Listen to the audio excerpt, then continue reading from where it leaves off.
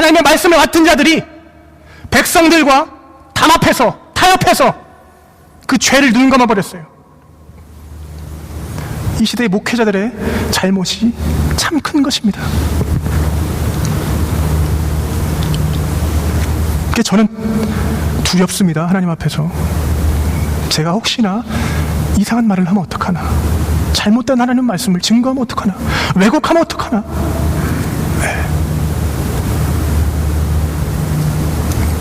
하나님 백성의 삶이 지침이 되어야 했던 그 하나님의 율법이 잊혀졌습니다. 그들은 번성할수록, 말씀에 따르면 번성할수록 하나님께 범죄하였다라고 기록되어요. 하나님의 율법과 하나님을 아는 지식에 실패한 이 이스라엘 백성들과 제사장들, 그냥 자신들의 보기에 좋게 삶을 살았던 것입니다. 음란한 마음에 미혹되어서 하나님을 버리고 음행을 하였던 것입니다. 이 백성들이요, 자신들의 행위에 대해서, 자신들의 판단과 자신들의 삶에 대해서 정당함을 하나님께 말합니다. 하나님, 저희가 잘못하는 게 없습니다.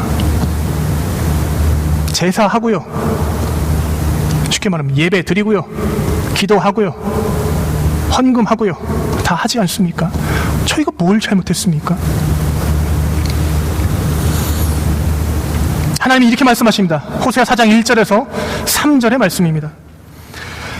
이스라엘 자손들아, 여호와의 말씀을 들으라. 여호와께서 이 땅 거민과 쟁변하시나니 이 땅에는 진실도 없고 인애도 없고 하나님을 아는 지식도 없고 오직 저주와 사유와 살인과 투절과 가는 뿐이요 강포하여 피가 피를 뒤대임이라.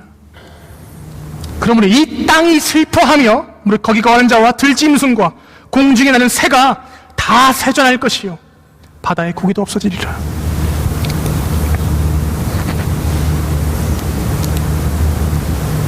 하나님의 안타까운 심정이 그 말씀에 고스란히 다 들어있는 것입니다. 하나님께서 부르시고 자기의 백성 삼으신 그 이스라엘 백성 하나님께서 다 죽이시겠습니까? 그렇게 이해하지 마십시오. 니들이 정령 죽을지라, 그런 게 아닙니다. 하나님이 안타까우셔서 그러시는 거예요. 야, 니들 좀 제발. 부모가 자식 보고 그럽니까? 뭐 저는 아직 그런 경험은 없습니다만은.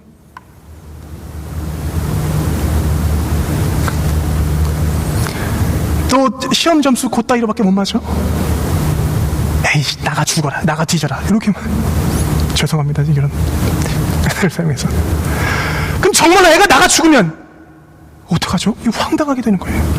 이게 부모님의 마음입니까? 아, 우리 자식이 그러면 안타깝잖아요. 또 왜 그따위로밖에 행동을 못하냐? 또 내 아래에서 내가 얘기하는 것만 얘기 듣고 살면서 내 자식이니까 그렇게 하는 겁니다. 그렇게 얘기도 하고요, 핀잔도 주고요, 때리기도 하고요.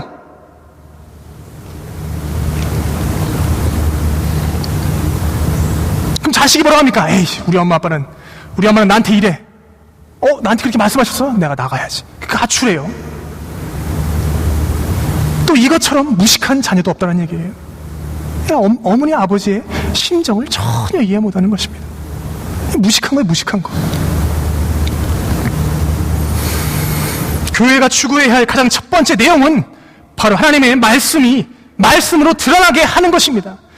여기 앉아 계신 모든 저희 사랑교회 성도님들, 말씀이 말씀으로 드러나게 여러분 사셔야 됩니다. 그러면 가장 첫 번째 뭘 하셔야 되죠? 말씀이 뭔지 알아야죠.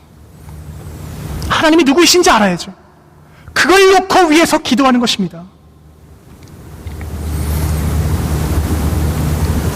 하나님의 말씀은 이 땅의 보기 좋은 것들과 타협하지 않습니다. 우상숭배의 모습과 어깨를 나란히 할 수 없는 것입니다. 우리가 스스로 생각해서 우리의 사상을 가지고 우리의 이성적인 판단으로 결론 내린 그 정당함, 그것에 대해서 우리 하나님께서 말씀으로 심판하시는 거예요. 말씀이 참되게 증거되지 않는 곳에서는 죄에 대한 깨달음과 회개의 모습도 없는 것입니다. 부흥이요, 외쳐도 그냥 외치는 울림에 불과한 것입니다. 부흥이 어디로 쏘옵니까?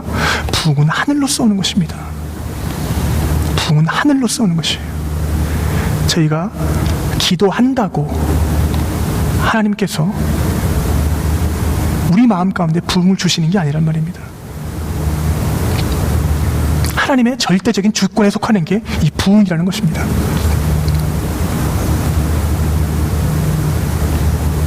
전도하는 문제는 다르죠. 전도할 수 있습니다.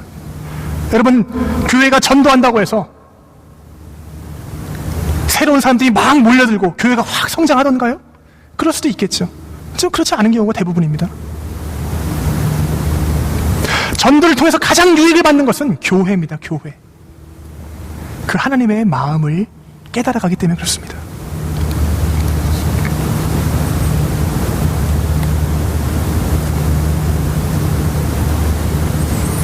하나님 말씀이 흥황할 때, 하나님 말씀이 왕성하게 이 교회 가운데에 퍼져나갈 때 이 교회 안에 생명이 있게 되는 것입니다.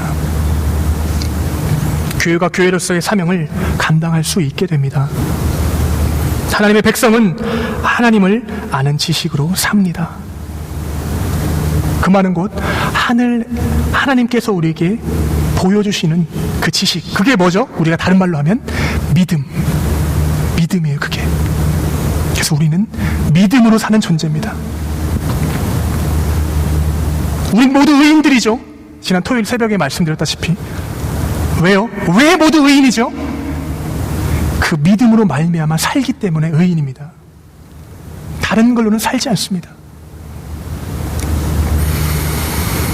호세아서 6장 3절에 호세아 선지자가 계속 외치는 말 한마디가 바로 그겁니다. 그러므로 우리가 여호와를 알자. 힘써 여호와를 알자, 이것입니다.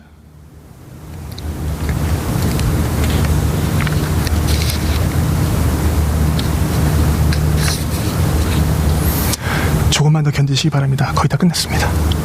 네.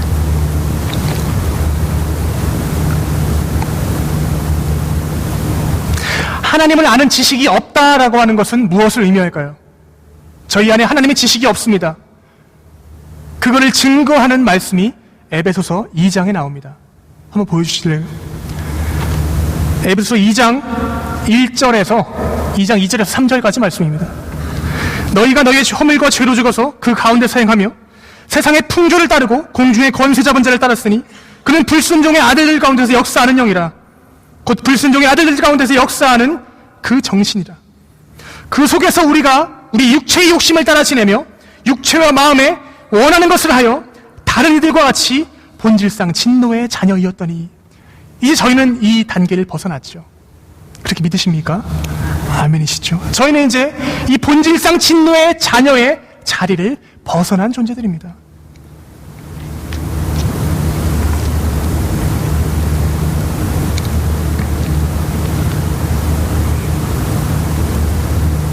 하나님 없는 인생들이 성경이 증거하고 있는 본질상 진노의 자식이라 이렇게 선언할 때에 그 성경의 선언이 무서우면 무서울수록 저희 믿음 안에 있는 우리 믿음의 신자들에게는 더욱 강력한 소망이 되는 것입니다.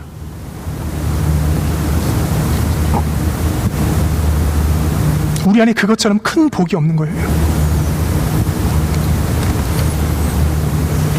하나님의 창조 계획을 이제는 저희가 알게 되는 것입니다. 하나님께서 우리를 그러한 모습으로 그러한 삶의 길로 만들지 않으셨다는 것이에요. 에베소서 4장 13절 말씀에 우리가 다 하나님의 아들을 믿는 것과 아는 일에 하나가 되어서 온전한 사람을 이루어서 그리스도의 장성한 분량에 충만한 데까지 이르리니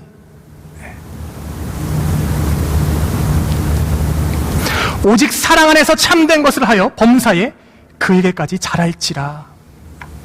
그는 머리니 곧 그리스도시라. 그리스도의 분량에 이르기까지 저희가 자라나는 것입니다. 이 교회가 성도가 많고 적고는 문제가 되는 게 아닙니다. 교회가 사람이 많아서 이 자리가 꽉 차서 하나님을 예배할 때에 그 힘이 있겠죠. 하지만 하나님 안에서 자라가는 우리의 신앙의 길은 그런 차원의 문제가 아닙니다. 우리는 이 목적을 위해서 부름을 받은 자들입니다. 그리스도의 경지에까지 자라나는 것. 경지가 무엇입니까? 참 하나님을 아는 거죠. 그리고 내가 누구인지 아는 것입니다. 이사야 43장 말씀에 깁니다. 제가 마지막 부분만 읽겠습니다. 1절과 7절 말씀만 제가 읽어드리죠. 야곱아, 너를 창조하신 여호와께서 이제 말씀하시니라. 이스라엘아, 너를 조성하신 이가 이제 말씀하시니라. 너는 두려워 말라. 내가 너를 구속하였고 내가 너를 지명하여 불렀나니 너는 내 것이라. 물은 내 이름으로 일컫는 자 곧 내가 내 영광을 위하여 창조한 자를 오게 하라. 그들을 내가 지었고 만들었느니라. 우리 모두 하나님의 지음받은 자들입니다. 이분이 우리의 구원 하나님이세요. 한번 말씀하신 그 약속의 말씀은 끝까지 지키시는 이분이 우리의 그 구원의 하나님이십니다. 나를 구원하시고 구속하시고 살리시고 지키시고 나를 보배롭게 여기신답니다.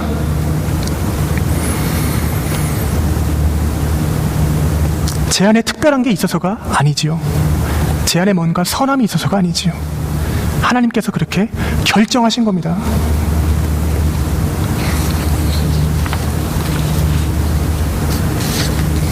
내가 내 영광을 위하여 창조한 자를 오게 하라. 그 말씀이죠. 21절 말씀에서 이사야 선지자가 다시 한번 하나님의 말씀을 확인합니다. 이 백성은 내가 나를 위하여 지었나니 나를 찬송하게 하려 함이니라. 아멘. 하나님께서 우리를 향하신 그분의 원대하신 계획과 목표는 우리가 하나님을 바라보며 소망하는 것들과는 그 차원이 다릅니다. 우리의 생각의 틀이 이루어지는 이 세계 자체가 다른 것입니다.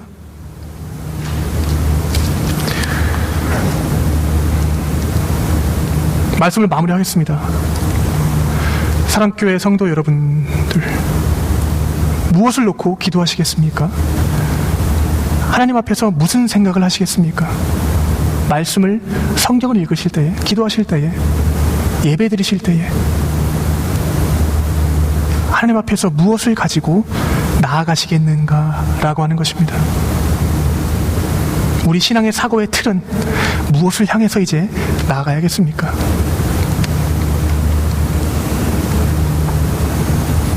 바울이 오늘 기도한 내용처럼 이 지혜와 계시의 영을 위해서 기도하시기 바랍니다. 그 기도를 통해서 하나님을 알게 해달라고 전 기도하시고요. 그렇게 함을 통해서 우리가 우리의 인생을 바꿀 수 없습니다. 우리는 하나님 앞에 붙들린 바 되었기 때문에 하나님이 원하시는 거룩하고 흠이 없는 그 위치에까지 저희는 갈 것입니다. 쉽게 가십시다. 어떻게 해요? 하나님을 아는 지식에 자라가는 겁니다.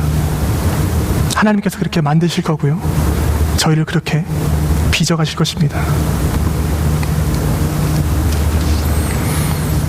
이 시간 저희 다 함께 한번 찬양하실까요?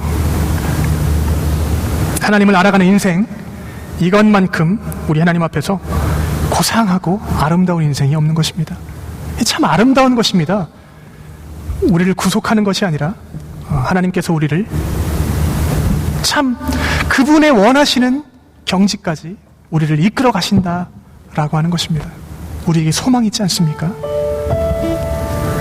우리 모두 하나님의 이 마음 속에서 하나님을 모두 알아가시는 그런 성도님들 되시기를 소망합니다. 우리 시간에 그런 마음으로 함께 이 은혜로다라고 하는 찬양인데요, 함께 주님 앞에 드리시겠습니다.